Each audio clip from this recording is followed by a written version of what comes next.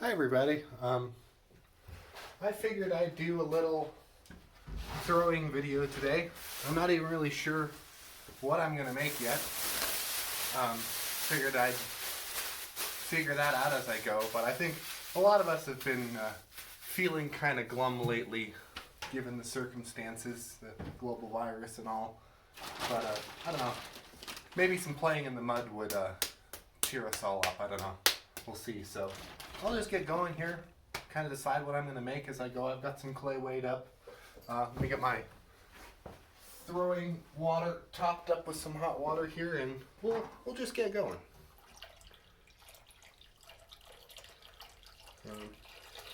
Yeah, just keep this teapot on my stove for warm water so that I don't have to. This bowl of throwing water has been sitting here overnight, and it got quite chilly last night. So that's tepid now. So that's a little bit more comfortable. Yeah, let's see here. I think these first ones I think I'm gonna throw on bats because they're a bit bigger. We'll just put this here, set it up, get a bat on there. Let me grab my scraper real quick.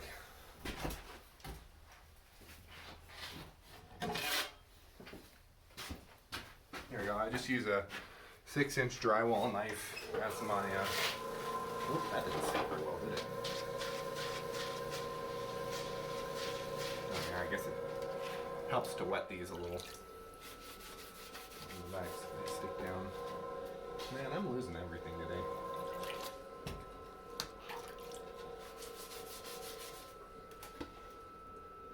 Well, it's gonna be a rule breaker here. Use it top side down here.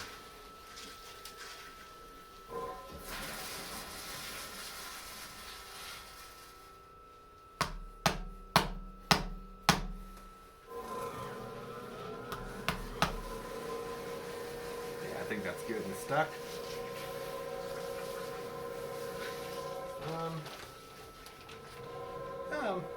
These are 2 pounds. I'll make a 2-pound bowl.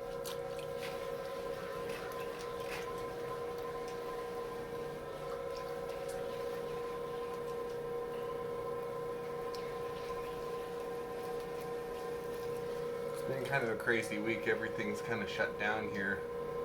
Don't know how much more throwing I'll be able to do. I've got some reclaim and some clay, but not a whole lot more. I don't know, maybe 200 pounds or so, and then I'm straight out of clay. But there's enough trimming and glazing and firing and stuff to do that. I think I'll be busy for a while. Just trying not to venture out too much. Maybe I'll make these kind of like a tallish, not V shape, but like, I don't know, like a reverse Gothic arch, a parabola. I don't know. Let's see how it goes here.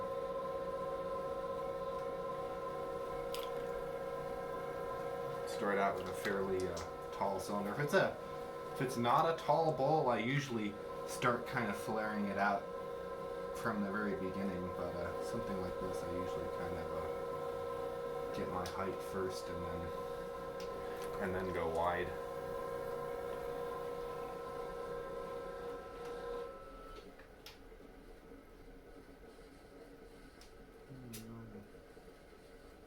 Try it out a bit more. This one's got a bit of a wobble to it. It's alright.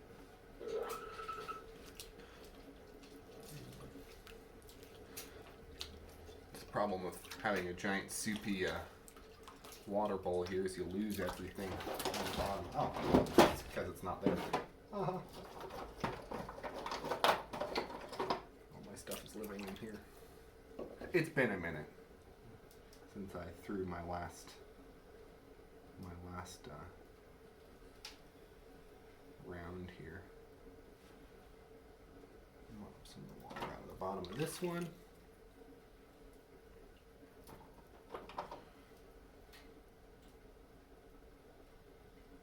Get that nice and rounded. I don't know. I kind of don't like those abrupt changes between sides and bottoms on bowls. They've always seemed like they kind of get in the way a little bit. Unless it's like a flat-bottomed panchion kind of bowl, then that's usually not so bad. You kind of want a flat bottom on those, like a bread bowl kind of thing, to kind of knead your dough in. But for these kind of cereal salad bowl type things, I like the bottoms pretty round on these. You'll notice, I mean, they don't have a super thick bottom on these. It's maybe 3/8 of an inch. So they will get trimmed, but most likely just kind of skimmed over. Not really a deep foot or anything like that. Just more cleaned up. I don't know why I'm cutting this one off of the bat because I was just realizing I've got not quite as many bats as I have balls of clay. And my other ones are still in use with a batch of plates over on the wear rack, which maybe I'll show you those in a little bit.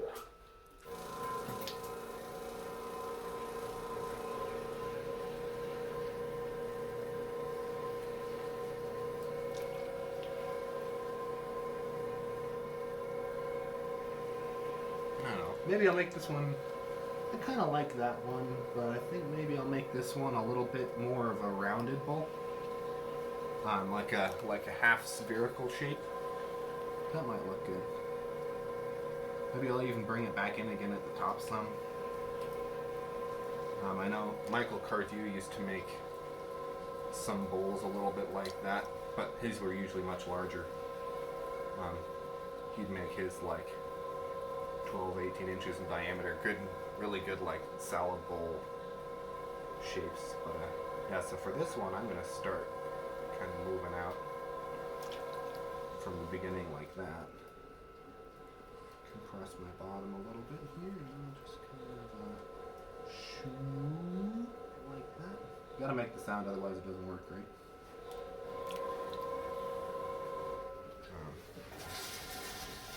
Slow down here a little bit. A bit of a speed demon today. I don't know why. Maybe I'm just not very centered today. Or something.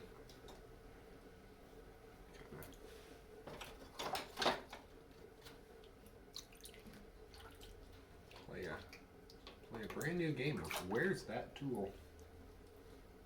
I'll use this one instead. This one's a little bit pointy, I think, for a wooden knife. I usually like it when the ends are a little bit not quite as steep as that, and not quite as blunt as that. That one's like good for big, tall shapes where the belly of the shape doesn't interfere with this top corner. But on something like this, as you could see, it would nick the side. And this one's a bit narrow, but we'll make do.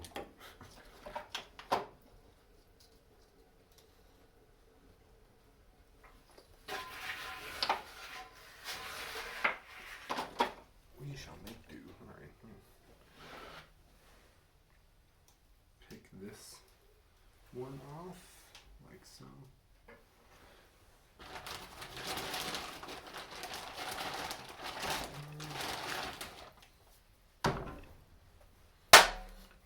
Maybe I'll make a stein, like a beer stein shape out of this one. That might be good. 2 pounds is about right for those as well, because usually they're about they're a bit heavy, a bit of a stout shape. You don't really want them too fragile, because they do get knocked around.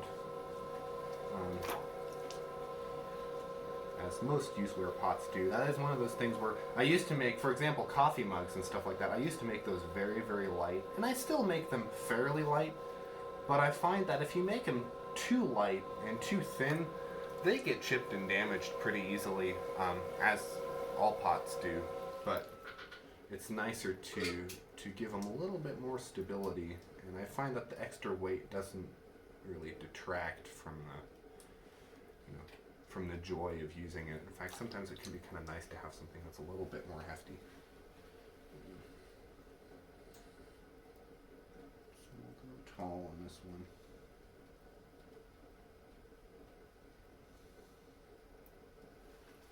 I haven't really thought this out much. I'm just going for it. It's a little narrow at the bottom, so it'll kind of come out a little bit there.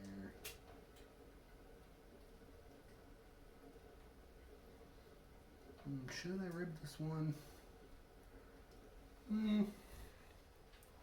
I don't know. I think no. I think I'm not going to rib this one. What I am going to do is I am going to make the lip a little bit triangular. So I'm going to give it a little bit of a facet on the inside like this.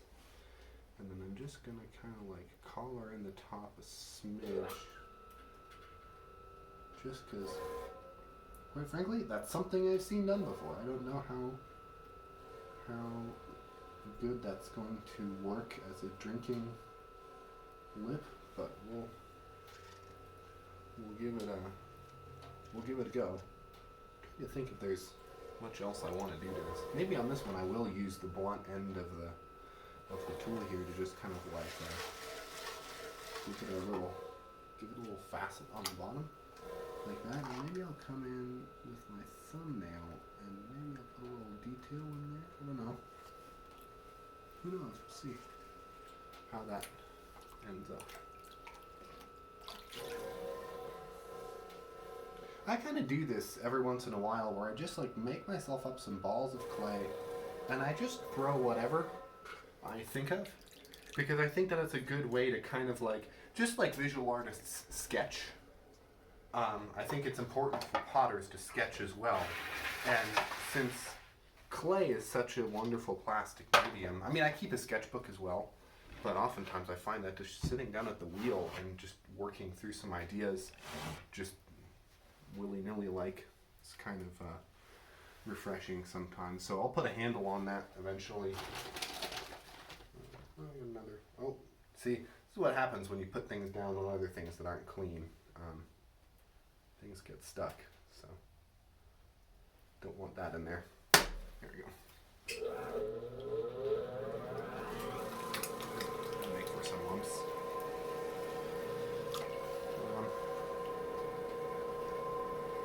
I'll make this one a flat bowl and then I'll lift it off on the bat.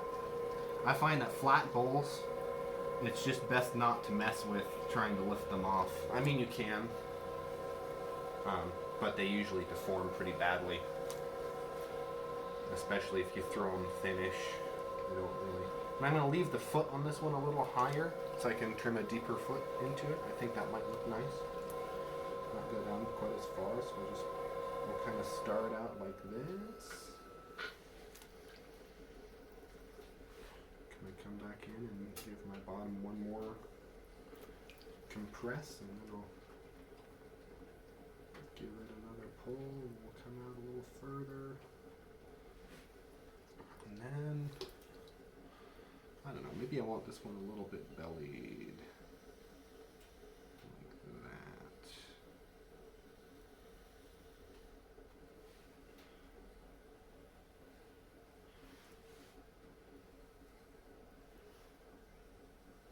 Back in like so, and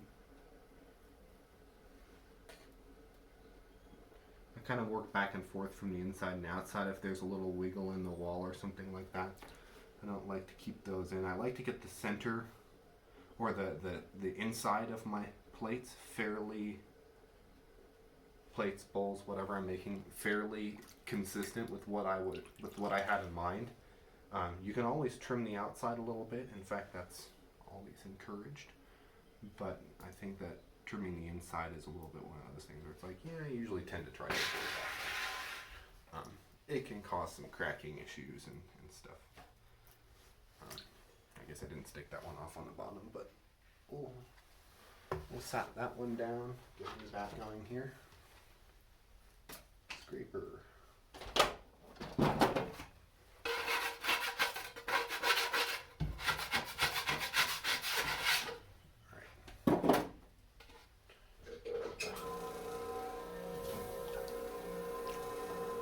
This wheel's kind of funny when little pieces of clay fall down, or I get, yeah, especially if I'm trimming, the little bits of clay get stuck in between the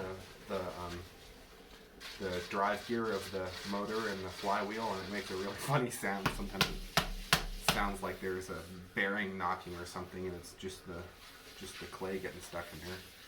I don't think it's bad for it, but it's just a tad annoying at times. Let's see here. I got a big lump here. This is 6 pounds. I think maybe I'll make like a bread crock or a storage jar kind of thing here. We'll put that down in there and set it up. Well, see what happens. I've been trying to kind of get better at throwing larger and taller pots. I still regularly have issues getting all of the clay up from the bottom of my walls.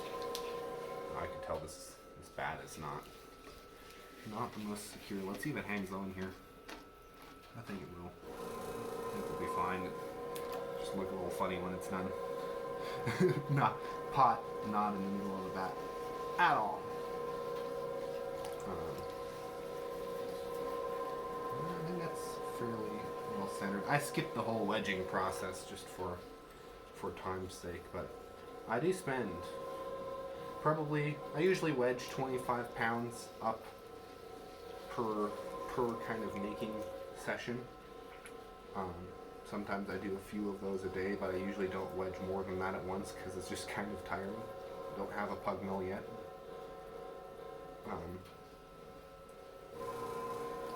But yeah, I usually wedge 25 pounds about 100 times, 100 needs. And I find that really makes for a consistent mass. I don't know. That's one thing that I've just learned not to skimp on, is don't skimp on wedging. Don't think you can get away with less, because that is one of those things where it does kind of seem like mindless labor sometimes, but I actually, my mind goes to interesting places when I'm wedging. I find that you can actually think about a lot of interesting stuff in those 10 minutes that maybe for the upcoming throwing session that you might have not thought of. So for something like this, I'm going to do a knuckle pull,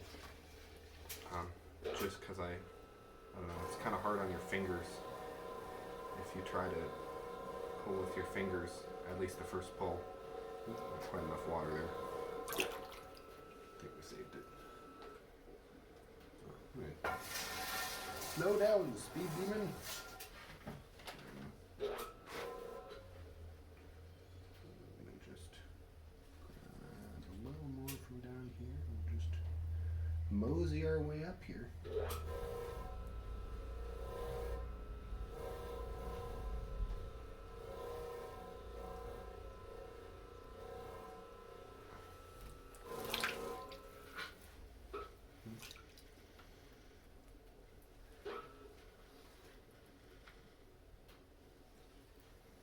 Trying to get as much of that little flange of clay from the bottom there as I can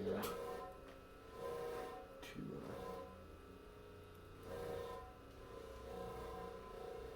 make sure that I get as much height as possible.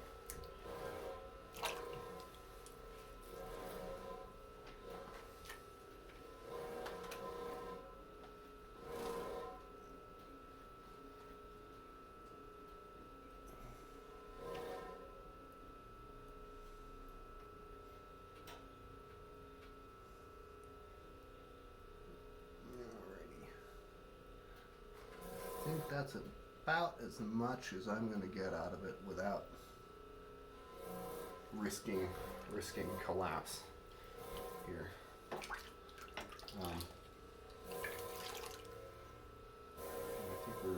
I think that's kind of pushing it a little bit, actually. So what I'm going to do actually is instead of making gallery in the way that I typically do for the lid, which is to take a thicker rim and split it with a needle tool or a wooden knife. I'm actually going to try thinning my rim out and folding it into the inside and see if I can do a gallery that way. I don't know, I already kind of oh no I'm kind of perhaps regretting that decision a little bit, but we'll see how it goes here. This to close there, and then see if I can kind of get this to move back up again. It's actually not half bad. Shape of the pot's a little weird.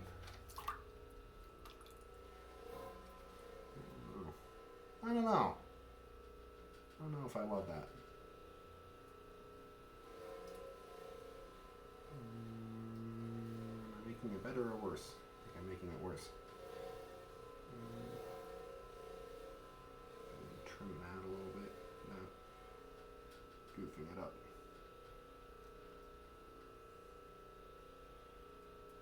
Ooh, yeah. Okay, hold on. Can we peel it off successfully? I don't know.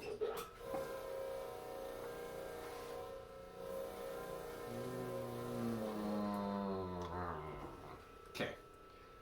Plan C. Trim the top of the pot. Give it another go here.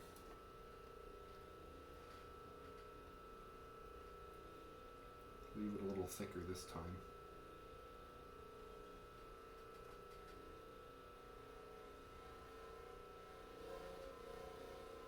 Let's see. Maybe if I get a rib involved here, that'll help things out some. I don't know.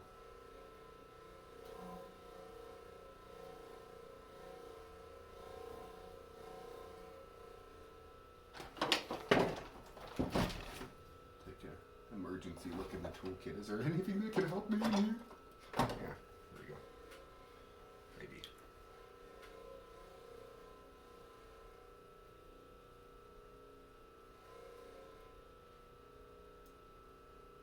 Help.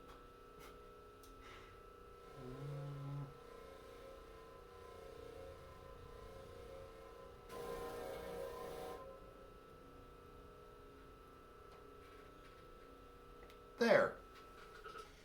I think that qualifies. I think that's a serviceable gallery. Let me see if I can remake back some of that height we lost just a little bit by trimming off the top. No, it's probably a risky thing to be doing. It was already kind of thin. I do want to belly it out a little bit more in here. Okay, this bread crock is for very small loaves, I guess. So maybe it's better suited as a storage jar of some kind. All right. Yeah, it looks all right to me. Let me see if I can. Maybe I'll put a roulette on this one. Let's see what we got here. We've got